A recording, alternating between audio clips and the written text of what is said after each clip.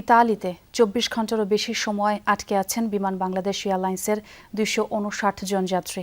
গতকাল টরন্টো থেকে ঢাকা আসার পথে রোমে ট্রানজিটে জ্বালানি নেয়ার সময় যান্ত্রিক ত্রুটি ধরা পড়ে বিমানটিতে। ৭ ঘন্টা পর গ্রাউন্ডেড ঘোষণা করে নামিয়ে আনা হয় যাত্রীদের। এরপর থেকেই চরম ভোগান্তিতে সময় কাটছে তাদের। আব্দুল্লাহ তুহিন রিপোর্ট করেছেন।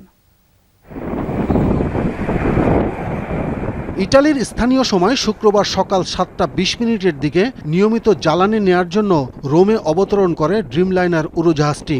এরপরেই প্রযুক্তিগত ত্রুটি ধরা পড়ে। তখন থেকে সমস্যা সমাধানের চেষ্টার কথা বলে টরন্টো ঢাকা রুটের ফ্লাইটটি রোম ফিউমিচিনো বিমানবন্দরে আটকে থাকে প্রায় ৮ ঘন্টা। অবশেষে গ্রাউন্ডেড ঘোষণা দিয়ে টার্মিনালে নেওয়া হয় যাত্রীদের।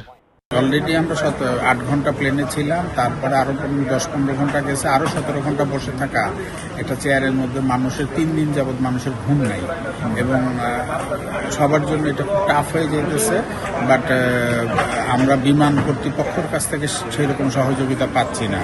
১০ থেকে ১২ ঘন্টা পর কর্মকর্তারা এসে কিছু খাবার ব্যবস্থা করেছে বলে অভিযোগ ভুক্তভোগীদের। মধ্যরাতে আটকে পড়াদের মধ্যে ১০০ জনের মতো যাত্রীকে টার্মিনালের বাইরে হোটেলের ব্যবস্থা করে দেওয়া হয়, কিন্তু বাংলাদেশি পাসপোর্টধারী ১৭০ জনের মতো যাত্রীকে লাউঞ্জেই বসে থাকতে হয়।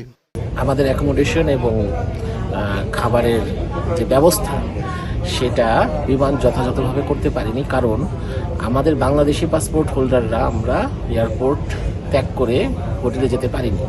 তো এক্ষেত্রে বিমান আমাদের ১৭০ জনের মতো যাত্রী যারা বাংলাদেশি পাসপোর্ট হোল্ডার তাদেরকে যথাযথ থাকা এবং খাবারের যে দায়িত্ব করার কথা সেটা তারা ঠিকমতো পালন করতে পারেনি। কানাডিয়ান এবং ইউএসএ ভিসাধারী তারা যাত্রীদের অবস্থান ও ভোগান্তি সম্পর্কে তেমন কোনো তথ্য না দিলেও বিমানের ঢাকা অফিস থেকে এক বিজ্ঞপ্তিতে জানানো হয়, গ্রাউন্ডেড বিমানটি কারিগরি ত্রুটি সারাতে প্রকৌশলীদের একটি দল প্রয়োজনীয় যন্ত্রাংশ নিয়ে রোমে রওনা হয়েছে। সমস্যা সমাধান হলে ৯ আগস্ট সকাল 10:30টায় যাত্রীসহ উড়োজাহাজটির ঢাকায় পৌঁছানোর কথা।